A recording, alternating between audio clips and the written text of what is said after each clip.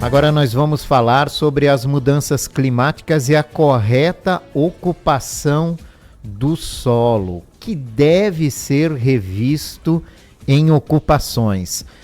Essa tragédia que a gente teve no Rio Grande do Sul, com a maior enchente da história do estado vizinho, se falou muito sobre a ocupação do solo, né? A necessidade de os municípios, as pessoas terem essa compreensão sobre a correta ocupação. E o coronel da reserva do Corpo de Bombeiros Militar de Santa Catarina, especialista em gestão de crise e desastres, Coronel Aldo Batista Neto, está aqui com a gente para conversar um pouquinho sobre isso. Bom dia, Neto. Obrigado mais uma vez pela visita. Bom dia, Jorge. Eu é que agradeço a oportunidade, gostaria de cumprimentar você, a equipe técnica da Rádio Itaberá, o ouvinte que nos acompanha nesta manhã de segunda-feira pela 98.7 FM, como sempre a Rádio Itaberá, preocupado em trazer informação de qualidade, tá, para ajudar nesse processo de compreensão das pessoas para o que nós estamos passando nesse momento. Grande oportunidade, Jorge, nós conversarmos um pouquinho sobre mudanças climáticas, sobre ocupação do solo. Afinal de contas, né, mais uma vez, nesse final de semana, o Rio Grande do Sul sente, né, os impactos importantes de chuva, principalmente na região norte, região sul do nosso estado, limítrofe com o Rio Grande do Sul. Tivemos aí cidades que passaram de 300 milímetros de chuva esse final de semana em Santa Catarina, com áreas de alagamento, escorregamentos. Praia Grande, né, que foi a cidade mais afetada. Exatamente. O pessoal lá é um local turístico muito forte, né? Praia Grande, tem os canyons, balão. Exatamente. Muito visitado e que sofreu também com essa questão da chuva, né? E como é que deve ser a correta ocupação do solo, hein, Neto? O que os municípios precisam ter ou precisam mudar a divisão ou que tem que se concentrar melhor nessa questão da ocupação do solo? Porque a população vai crescendo cada vez mais nos municípios afora, né? Há o problema também de muitas invasões, que às vezes acabam sendo invasões em locais de perigo extremo para deslizamentos, e isso a gente sabe bem como é que funciona aqui, né? E há também a questão das áreas alagáveis, que muitas vezes não são fiscalizadas, né? Então, Jorge, eu sou bem crítico com relação a isso, já recebi uma série de posicionamentos contrários, porque eu sempre digo o seguinte ponto: só existem leis, ou melhor, a existência das leis serve, entre outras coisas, para você regular, para você mediar o convívio humano e os interesses individuais. Então eu vou te dizer assim, qual é a melhor estratégia? A melhor estratégia é as pessoas compreenderem de que o arcabouço jurídico de uma cidade, principalmente nós falamos, e quando eu falo sobre isso estou falando do plano diretor, que é exatamente o documento que rege, que orienta a parte toda de ocupação adequada de uma cidade, é sim um documento legal que precisaria ser obedecido pelas pessoas. Tá? Pelo seguinte ponto, plano diretor mais legislações ambientais dão cabo de trazer alguma segurança e algum regramento para o uso do solo. Tá? Tu citas, né, agora na tua fala questões de regiões alagáveis, encostas acima de 35, 40 graus, áreas de preservação permanente, aí nós estamos falando de todas as áreas verdes que margeiam os nossos rios, responsáveis por proteger nascentes dos rios, enfim, todas essas regiões que por legislação já tem um regramento que não devem ser ocupadas, infelizmente, de forma honesta ou não, à margem da legislação muitas vezes, as pessoas insistem em construir nessas regiões. A gente cita muito, Jorge, o exemplo de 2008, e eu gosto muito de 2008, além de ter sido um divisor de águas para todo o Brasil também, ele foi em especial para nós, em especial para Blumenau, onde nós vínhamos uma história de inundação gradual, que são as nossas enchentes. Toda vez que a gente fala de inundação gradual, nós estamos falando de um regime de chuvas que faz com que o rio saia do seu berço, da sua calha original.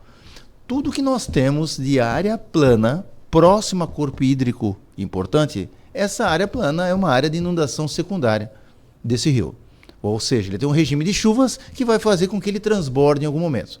Então nós vamos falar, região central de Blumenau, região plana da região central de Blumenau. É sim uma região alagável, uma margem secundária do nosso Itajaí Sul. Assim como tantas outras áreas nos bairros, assim como nós estamos falando da região da Velha, nós estamos falando da região do Garcia, regiões que têm áreas de planície próximo de corpo hídrico e área alagável. Nós já temos, então, comunidades consolidadas de muitas décadas, porque os regimes de chuvas mantinham os rios dentro da sua calha. Sim. E essas mudanças climáticas que nós estamos experimentando hoje faz com que nós tenhamos regimes de chuvas importantes e eles venham a retomar novamente essas áreas de planície mais acentuadas. O rio vai cada vez mais longe. O Rio Grande do Sul ele é um ponto fora da curva, como foi da curva média das ocorrências, como foi para nós em 2008. Rio Grande do Sul é um absurdo, né? Nós estamos falando de um estado inteiro com alguma coisa como 10%, quem sabe um pouquinho mais, um pouquinho menos, da área do estado não foi severamente impactada, porque quando você olha a geografia do estado, a gente nunca se atentou, a gente estuda a nossa geografia de Santa Catarina. Quando vai para o Rio Grande do Sul, ele é uma situação extremamente desfavorável. Né? Da região do norte, uma região de encosta extremamente severa, do norte em direção ao oceano, regiões de planícies importantes, e essa é uma realidade nossa aqui também. Em 2008, como eu te falava, Jorge, o que acontece em 2008? Vem um evento natural severo para Blumenau, diferente da inundação gradual. Nós temos, nos primeiros 15 dias em Blumenau, 2008, registrado mais de 3.000 pontos de escorregamento dentro de Blumenau. Que pontos de escorregamento eram esses? Quase 90%. Escorregamento de encostas, de fundo de quintal, de fundo de terreno. Aí você vai verificar o que houve com essas propriedades em Blumenau. As pessoas construíram encostas, com um modelo mental de construir no plano, você faz o quê? A pessoa chegava no limite do terreno, acho que nós já conversamos por aqui numa outra oportunidade, né? Corte que eles chamam, né, popularmente aqui em Blumenau, de corte caixão, ou corte 90 graus no fundo, pega toda aquela terra, joga para frente, faz um aterro lançado, em busca de quem comprou na encosta, ter uma área plana para construir. Só que a nossa geologia é extremamente desfavorável. Nós já conversamos isso em outra oportunidade, Jorge. Nossos vales todos são formados exclusivamente por solo oriundo de muitos anos. Aí nós estamos falando em milhões de anos, né, de sedimentos vindo do oeste, do Planalto de Santa Catarina, em região ao litoral. Nós temos solo, nós temos argila compactada, com pedra, com matacão. Nós não temos placa rochosa florada na região do vale.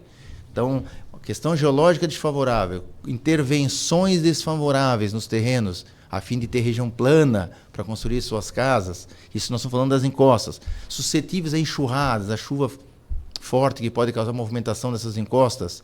As regiões de planície, que são regiões secundárias de alagamento de corpo hídrico importante, de rio, de ribeirão. Ou seja, nós moramos, Jorge, em uma situação de vulnerabilidade importante. Basta vir um regime de chuvas que seja o gatilho dessa situação toda. E o que nós estamos experimentando hoje, na questão climatológica, importante, né? Quem nos ouve, né? O que é clima e o que é tempo? O tempo é o imediato, é o que nós temos agora, nesse momento. Tempo nublado, com chuvas esparsas, e assim vai até o próximo final de semana. O que é clima? São as condições do clima que para nós parecia que estavam tão certas, né? Primavera, verão, outono, inverno. O que nós temos no verão? Chuvas importantes que geram enxurradas. O que nós temos no inverno? Chuvas provocadas por frentes frias, chuvas médias de longa duração. Então, este regime é o clima. É isso que tem mudado e tem ofertado condições de mudanças, ou água de mais ou água de menos, né? Enxurradas e enchentes e estiagens. Então, e isso tem se confundido e tendo eventos cada vez mais severos. E é importante lembrar que nós que moramos no Vale temos uma predisposição, uma exposição a eventos dessa natureza bem importantes. E por isso tem que ficar atento, né? O governo tem o seu papel de fiscalizar, né? De estar revisando o plano diretor sempre para poder ter uma correta ocupação do solo ou até mesmo investimentos em construções aqui no município. Nesse sentido, em todas as cidades. E o cidadão, onde é que está a responsabilidade do cidadão? Porque o cidadão precisa de um local para morar e muitas vezes é onde ele pode chegar. Exato, é o que conseguiu comprar, é onde consegue construir, é o que tem à disposição. Se a gente observar bem, é um confronto, né, entre possibilidades, necessidades e interesses. É um desenho difícil de se conviver. Afinal de contas, tudo que nós tínhamos à disposição, vamos a Blumenau como exemplo, será que tudo que a gente tinha à disposição de terreno, de solo, já não está ocupado? Como é que se expande uma cidade como a nossa? Para cima de área verde, com restrições ambientais? O que nós temos acompanhado no litoral de Santa Catarina? Mudança dos planos diretores, onde podia construir até 4, 6 andares, agora pode construir a 10, 15, 12. Então, derruba o que existia de antigo, entende-se antigo, década de 70 e 80, para reconstruir novamente agora com maior imponência, com mais andares, para permitir a ampliação de moradias. Mas isso tudo pode entrar em conflito com a mobilidade, né? Porque sobe, verticaliza as habitações, mas você não melhora embaixo, né? A questão da trafegabilidade. Ou seja, é um desenho interessante que a nossa geração tá passando, Jorge. E essas mudanças climáticas, eu venho acompanhando alguns escritores e eles trouxeram uma coisa interessante, Jorge. Tem se acompanhado o aumento da temperatura média da Terra, tá? Desde quando? Desde 1850. Acredita-se que ele está diretamente relacionado com a Revolução Industrial. Tá? Porque o que nós temos? Principalmente o dióxido de carbono e o metano são os dois gases mais eliminados nesse processo fabril todo da modernização do homem, nós estamos falando do século XIX. Tá? E que são responsáveis são os gases do efeito estufa. Tá?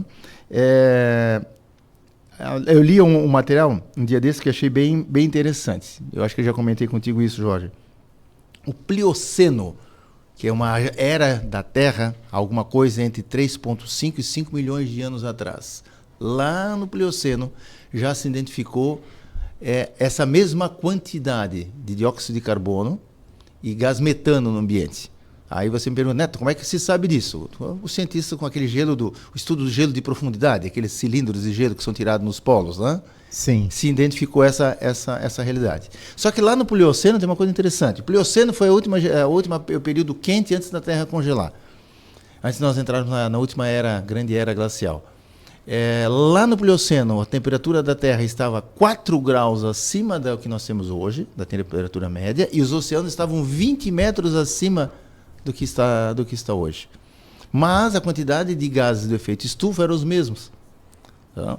Aí uma outra coisa que os cientistas percebem, as questões da radiação solar eram maiores e as atividades vulcânicas eram maiores. Hoje nós temos um movimento solar de radiação solar menor e movimento vulcânico menor. O que é que restou? Restou nós como ser humano acelerando esse processo todo. Então a ciência tem dito, de forma cíclica nós estaremos nos dirigindo para um futuro recongelamento da Terra. A gente já passou por várias eras glaciais e interglaciais. Nós temos uma era glacial de milhões de anos em que a Terra foi mais de 70% da sua região congelada. A gente poderia estar se dirigindo novamente para uma situação dessa. O que é que o homem fez? Está acelerando esse processo. E quando se estuda o último período interglacial, lá no Plioceno, se identificou que desse período que o Plioceno estava para o congelamento, foi marcado por um acúmulo extremo de chuva. Tá? Quem sabe nós também estaremos esperando, considerando que tudo é cíclico, nós também estaremos esperando por um incremento cada vez mais importante de chuvas. Então as nossas cidades cresceram, principalmente nós no Vale, em áreas desfavoráveis geologicamente, em áreas que podem estar sujeitas à inundação. Nós crescemos nesse ponto, esperando agora, quem sabe, um incremento de chuvas cada vez mais severas, estiagens cada vez mais severas, por essas alterações do equilíbrio que o clima tinha. Essa é a nossa realidade, nós vamos ter que conviver com isso. O equilíbrio já era previsto, o que aconteceu foi que a gente pode ter acelerado esse processo, né? Antecipado os efeitos dele. Isso é o que se imagina. Então, assim, eu fui atrás dessas informações todas, que como a gente trabalha com desastres, sim, a preparação para desastres é uma situação muito, muito frequente. Todo mundo fala, né? É óbvio, né? Prevenção, a mitigação, é o que se espera, é o que se deseja, é o que as leis recomendam, é o que os órgãos de controle exigem, só que nós não podemos baixar a guarda no que diz respeito a estarmos cada vez mais expostos, as estratégias de prevenção não darem conta, não terem o time adequado para nos proteger, e a gente sempre tem que estar acompanhando isso. E uma das principais coisas, Jorge, é assim, nós, como cidadãos, temos que ter desenvolvido a questão de estarmos constantemente acompanhando a previsão climatológica. Então, através de redes oficiais, através, a exemplo da Itaberá, que traz informação com qualidade, traz informação dos órgãos oficiais com predição de clima e tempo. Na questão de Blumenau, a gente sempre recomenda, né, o aplicativo do Alerta Blue no telefone. Você ter cadastrado no 40199 via SMS para receber alerta de desastres. Ter o seu site de confiança da Prefeitura Municipal, da Defesa Civil, dos órgãos oficiais do Estado de monitoramento clima-tempo. Nós estamos falando da Defesa Civil do Estado de Santa Catarina e da IPAGRE-CIRAM.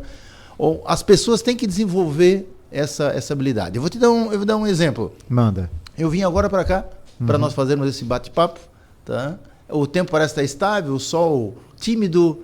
Tá? Só que a previsão dá que até meio-dia tem mais de 50% de chance de a gente ter uma pancada de chuva. Então, estou eu caminhando de guarda-chuva embaixo do braço, tá? Até passando por uma questão cômica, afinal de contas, o sol parece que vai surgir, mas tu tens que obrigatoriamente confiar nesses sistemas de predição. E essa fica a recomendação. Mais além um pouquinho, Jorge, a questão da autoproteção. Se eu moro na região do Vale do Itajaí, se o meu bairro, se a minha rua tem problemas com desastres, com alagamentos, com escorregamentos, se o meu trajeto casa-escola, se o meu trajeto casa-trabalho, eu passo por regiões mais vulneráveis, eu tenho que ter o meu planejamento com relação a isso.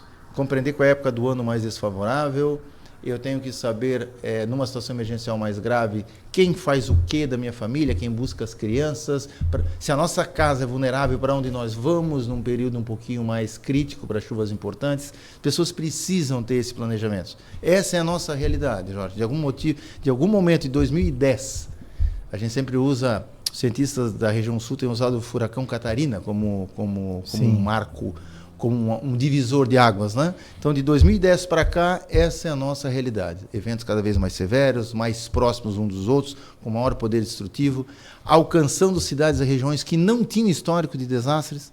A exemplo de 2020 para 2021, o presidente Getúlio, severamente atingido, uma cidade com mais de 60 anos, sem um histórico importante de desastres. Tá? Essa é a nossa realidade. A gente cresceu vendo o japonês fazendo simulações de terremoto, o mexicano trabalhando com essa realidade, região da Flórida, nos Estados Unidos, severamente atingido por furacão, com legislação própria para isso, as pessoas parafusando, compensados na frente das janelas. A gente cresceu vendo isso, e agora é a nossa realidade. Tá? Nós temos que ter um planejamento familiar, nós temos que acessar informação com qualidade, nós temos que compreender que pode ser que as leis não alcancem hoje, as leis atuais, não alcancem o suficiente para nos protegermos. Tá? Os ambientalistas defendem muito a questão de que mais do que uma consciência ambiental, se trabalhou muito na década de 90, 2000, as pessoas criarem consciência ambiental, nós temos que ter uma atitude ambiental que extrapola simplesmente seguir as leis, extrapola você compreender essa nossa relação, nós e o meio ambiente, como nós deixarmos de agredir e como nós nos protegermos. Enfim, essa passa a ser a nossa realidade, Jorge. A gente precisa, acima de tudo, ficar atento, né? Porque passa um período sem nada, fica meio relaxado, aí de repente aparece alguma coisa. Muita gente se desespera, inclusive. Né? E tem uma questão, Jorge, interessante assim, ó. Existe uma musiquinha que nós crescemos cantando, né? Uhum. Moro num país tropical, abençoado por Deus e bonito por natureza. E essa música nos faz refletir uma sensação, que é uma sensação do latino-americano, de que os desastres, por isso que até a forma de nós referirmos, a gente chamava de desastre natural. A gente está abandonando essa terminologia. Os desastres não são naturais, naturalmente de ocorrerem, os desastres são causados por eventos naturais severos, mas o desastre em si não é um desastre natural. E o latino cresceu muito com o entendimento de que desastre estava ligado com a natureza. E a natureza tem um ente divino como sendo seu proprietário.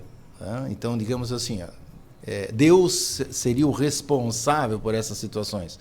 O ente divino se a gente olhar a Bíblia, todos os castigos que o homem recebeu eram castigos vindo da natureza, então quase como instrumento divino utilizado para castigar o homem. Isso no latino é muito forte. Inúmeras vezes, Jorge, nós ouvimos as pessoas dizerem, contra Deus, contra os desejos de Deus não tem o que fazer, se referindo aos desastres de origem em eventos naturais severos. Então se cresceu mais com um entendimento passivo, com uma visão de castigo, isso tudo que existia. E na verdade não é bem assim, né? O entendimento. Nós, na nossa nação antrópica, nação do homem contra o elemento natureza, tem muito de agravar essas situações. Eu sempre, mais uma vez referindo em 2008, nosso grande problema foram os recortes de fundo de terreno utilizado para buscar área plana de construção e, ao mesmo tempo, expôs ainda mais os moradores a problemas de escorregamento. Escorregamento foram os grandes problemas de 2008. Tá? E que vão, assim, hoje a gente não fala, né, se ocorrerá novamente, é quando ocorrerá novamente. E acendeu, né, todas as luzes vermelhas esses eventos no Rio Grande do Sul. Acenderam todas as luzes de emergência, dizendo assim, podemos ser os próximos. O que falta ocorrer para sermos os próximos? Esse êmbolo de calor que nós estamos experimentando é que foi o grande causador disso para o Rio Grande do Sul, né? Essa grande área de alta pressão segurou o avanço da frente fria, descarregando uma quantidade absurda de água no Rio Grande do Sul. Agora ele subiu um pouquinho, né? Então, nossos municípios do sul do estado experimentaram um regime mais importante de chuvas. E se nós tivermos para os próximos meses esse fenômeno mais para a região de Paraná, São Paulo, Rio de Janeiro, esse êmbolo de temperatura, essa chuva pode avançar de uma maneira um pouquinho mais presente para Santa Catarina, né? Lembrando que o nosso regime de chuvas por frente fria começou exatamente em junho e vai até mais ou menos setembro. As questões de impacto de chuva através de frentes frias vindo da região da Antártida. Há uma previsão aqui, pelo menos para o inverno, né, de um inverno mais calmo, né, menos chuvoso. Aí depois vem a ação do El Niño, né, que também impacta na questão, e que daí, ao contrário da chuva, deixa o clima mais seco, né? O Laninha resfria as águas do Pacífico. Deixa o clima mais seco, menos chuva, e aí vem o problema da seca. Exato. Que a gente já viveu há alguns anos. Aí vem a questão importante dos incêndios na Amazônia, dos incêndios no Pantanal, das nossas estiagens atingindo o agronegócio do oeste de forma muito severa. Tanto quando a gente estuda as estatísticas brasileiras de 30 anos, entre 40 e 30 anos, no que diz respeito a desastres, Santa Catarina praticamente impacta os decretos. Estamos falando de mais de 6 mil decretos em cerca de 20 anos. E os dois empatados é estiagem e enxurrada. Olha só, São os dois decretos. Ou chuva demais, concentrada em curto espaço de tempo em um determinado lugar, que é a enxurrada, com a diminuição do regime de chuvas, que não é seca, é estiagem, a diminuição importante do regime de chuvas e impacta severamente a economia. Os dois extremos são extremamente prejudiciais. A gente sofre bastante aqui no Vale, porque a gente tem problema daí com distribuição de água potável, né, devido à captação, o período de estiagem, né? Mas para o oeste é severo, atinge de forma muito dura a economia catarinense a questão da estiagem. Coronel da Reserva do Corpo de Bombeiros Militar de Santa Catarina, Aldo Batista Neto, que também é especialista em gestão de crise e desastres. Neto, uma situação, né? A gente está falando aqui, a gente gosta muito de vir aqui falar sobre essas questões climáticas, já que, como você mesmo mencionou, nós passamos por isso e vamos continuar passando por isso. Então, quanto melhor nos prevenirmos, melhor. Uma das ações de prevenção do Estado é a dragagem do rio Itajaí-Açu, lá em Rio do Sul. O que isso pode auxiliar, né? O governo do Estado informou que vai começar por lá, mas tende a seguir o rio Itajaí-Açu, né? O que uma dragagem pode trazer de efeito nesse sentido? Como uma cidade, por exemplo, como é Rio do Sul, né, que é aqui no estado a que mais vem sofrendo com inundações. Jorge, a dragagem de um rio, ou seja, você retirar todo o excesso de areia tá? Para as pessoas entenderem, assim, de forma bem simplificada. Todo excesso de areia... Areia e lixo, né? Exatamente. Que se deposita no fundo do rio, ele traz dois benefícios diretos. Um, que você, de alguma maneira, amplia a capacidade do rio receber água em período chuvoso, que agora ele tem novamente a profundidade dele retomada. E com isso, em períodos em que ele está mais cheio, ele também tende a aumentar a velocidade de vazão. Tá? Porque o que acontece? Quando o rio está assoreado, em que ele precisa, com um aporte de chuva médio, baixo e médio, ele já causa extravasamento, toda vez que ele vai para a margem, você tem a região verde de margem, você tem vegetação. E essa vegetação vai causando a diminuição da velocidade do rio, trazendo ondas para dentro do corpo principal, atrapalhando, digamos assim, a velocidade de vazão dele. Quando você reaprofunda a calha, você diminui esse fenômeno. Agora ele vai ter um aporte médio de chuvas, mantém-se na sua calha principal mais profunda, ou seja, ele recebe mais água, flui mais rápido, sendo menos impactado por toda essa alteração de velocidade da vegetação da borda. Ele ganha mais velocidade. Não invade a margem, então mantém a velocidade natural. E o que isso traz de benefício? Ele traz de benefício a montante para todas as estruturas que estão acima da região de dragagem. Porque pela lei dos vasos comunicantes, né? Se o corpo hídrico está com menos vazão numa determinada região, dali para cima, tá? Dali para cima, não para baixo, não em direção ao mar, mas dali para cima, ele vai retendo mais água no regime de escoamento. Se você tem um ponto que traz esse estrangulamento, essa diminuição da vazão, você ganha velocidade, por conseguinte, você diminui essa região de alagamento, a montante desse ponto drenado. Então, Rio do Sul é beneficiado e todas aquelas cidades acima, até chegarem nas barragens, até chegarem em Ituporanga, Taió, tudo isso é beneficiado, tá, por esse aumento de fluidez do rio que a dragagem propicia. Só que, assim, uma das estratégias com maior dificuldade de receber licenciamentos para ser realizados. Porque o impacto no leito do rio, na questão da fauna e flora, que eu iria te perguntar, é extremamente severo. Como é que fica abaixo disso, né? Porque vai ganhar mais velocidade. Né? Então, o ato de dragagem já é um ato que traz bastante ação no que diz respeito à flora e fauna do rio, tá?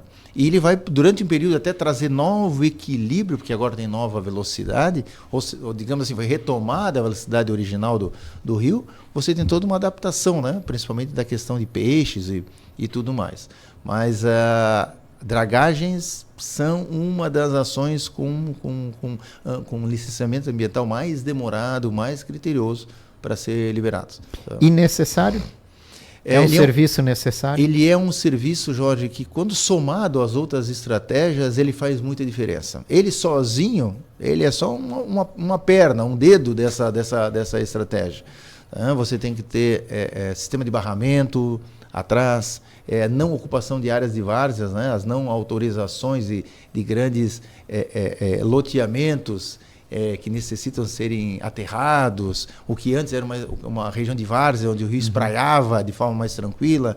Tá? Então, essa manutenção dessas áreas de pareamento natural, sistemas de barramento através de barragens de contenção, o desassoreamento da calha principal de rio, isso tudo é um somatório que traz as estratégias realmente efetivas para nós termos algum controle sobre inundação gradual. Aldo Batista Neto, obrigado pela participação hoje. Sempre é bom a gente estar aqui falando, levando conhecimento para a nossa audiência. Jorge, obrigado pela oportunidade. Lembrando que tudo que nós conversamos, tanto para famílias, tanto para condomínios, como para a empresa Actio Gestão de Riscos e Desastres, tem aí a oportunidade de estar ajudando o empresário, o comerciante, as pessoas a compreenderem melhor a sua exposição e traçar planejamentos para isso. www.actiogrd.com.br. Obrigado, Jorge. Beleza, Aldo. Aldo Batista Neto, coronel da reserva do Corpo de Bombeiros Militar de Santa Catarina, especialista em gestão de crises e desastres, conversou com a gente.